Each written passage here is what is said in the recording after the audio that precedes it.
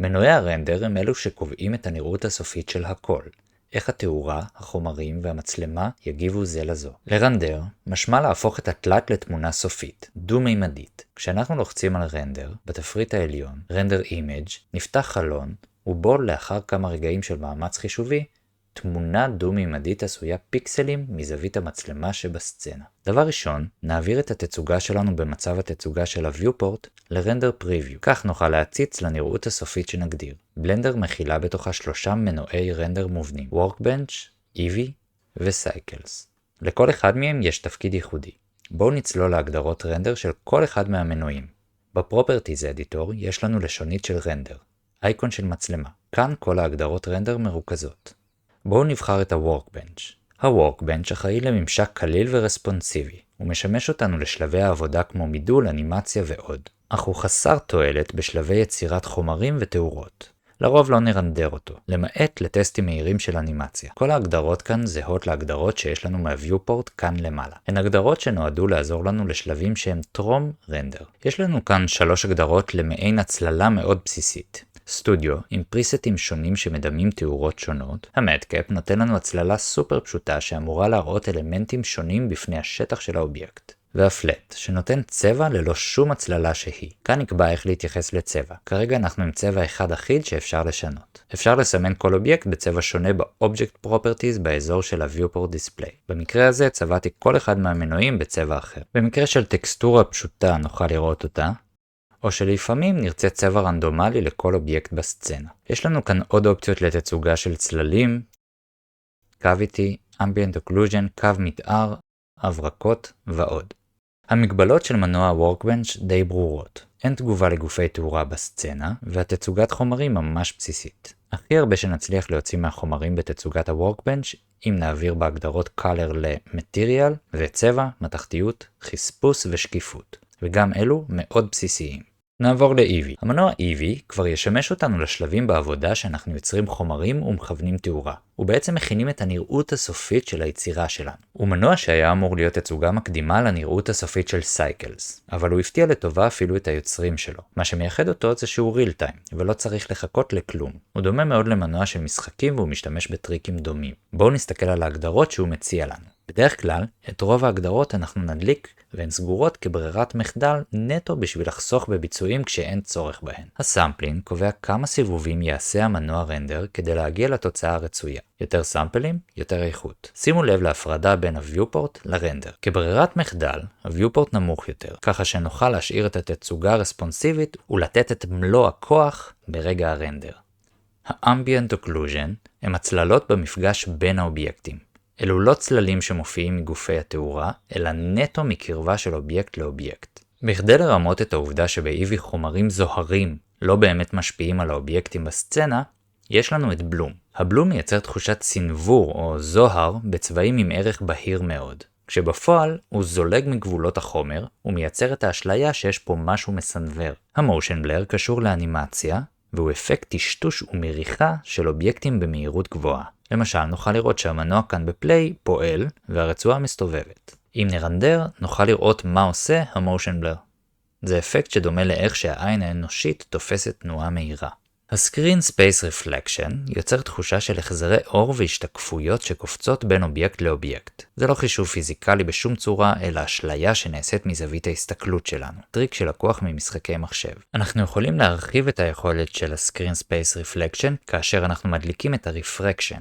עכשיו נוכל לראות מבעד לאובייקט כמו זכוכית, עם מעבית המתבקשת מזכוכית. אבל הוא מוגבל רק לקפיצה אחת. אם נכניס את הכוס הזאת, שעשויה גם היא מזכוכית פנימה, לא נוכל לראות אותה. עוד מגבלה של Eevee. והאחרון שחשוב שנתייחס אליו הוא ה-Shadows. כאן נוכל לקבוע איזו רזולוציה תהיה לצללים בסצנה. הצללים מחושבים ממש כמו במשחקי מחשב.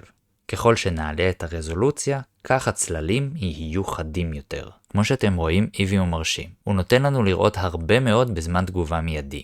אבל הוא לוקה בחסר כשאנחנו מנסים להתחקות אחרי ריאליזם.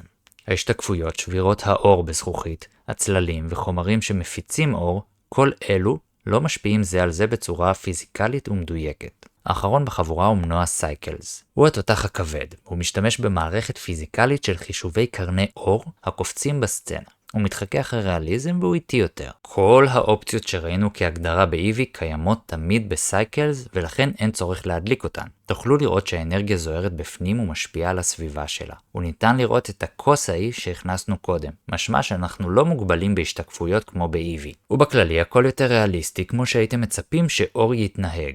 חשוב שאם יש לנו כרטיס גרפי, שנשתמש בו. בכדי להגדיר בפעם הראשונה את הכרטיס הגרפי, יש ללכת ל-Edit ולהיכנס ל-Preference. ובלשונית של הסיסטם, להגדיר כאן למעלה עם איזה כרטיס גרפי ישתמש Cycles. במקרה שלי מדובר בכרטיס של NVIDIA, ולכן אני אבחר בקודה או Optics. HIP הוא לכרטיס של AMD ו-One API של אינטל. אם יש לכם Mac, אז Metal הוא האופציה שלכם. עכשיו נוכל להעביר את המנוע לעבוד על ה-GPU. הכרטיס הגרפי שלנו, מה שייתן לנו מהירות רינדור גבוהה יותר, במידה ויש לכם כרטיס בינוני פלוס. הסמפלין פה קריטי יותר מ-EV, וצריך להיות גבוה בהרבה. על אחד יהיה לנו בעיקר רעש. אם נעלה ל-128, נוכל לראות שהרעש קטן.